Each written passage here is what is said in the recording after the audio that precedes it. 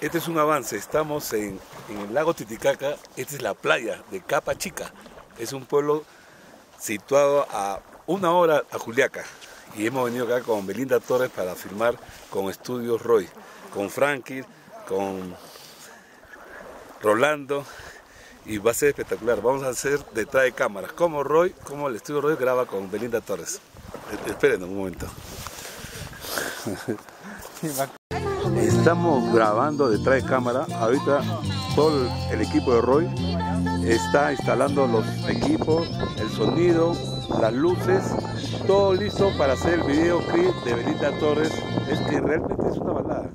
Para todos los amigos de Full Ritmo, vamos a ver por primera vez acá en Puno, en Capachica, en la playa del lago Titicaca.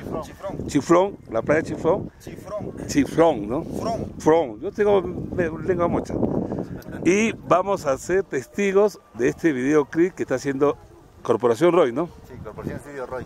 Ya, acá Belinda está hermosa como siempre, muy romántica. Esto sabes cómo hacer, esto es poquito.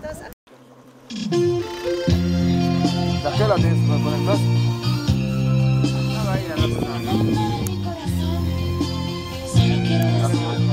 la tela hace humo. Ajá. ¿Tienes cable? Cable ya no hay. Ahí nomás de usted.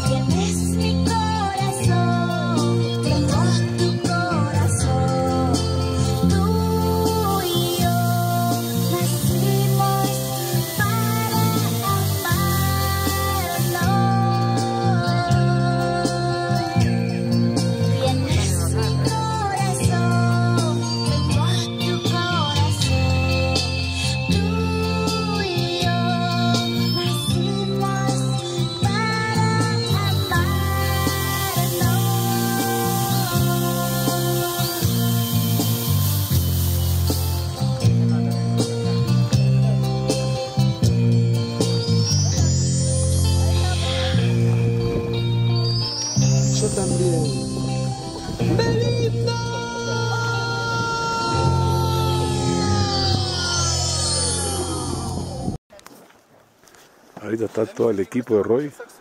Van a grabar un video con Belinda Torres. La guitarra lo pasa todo eso. Ahí el saxo en la parra queda.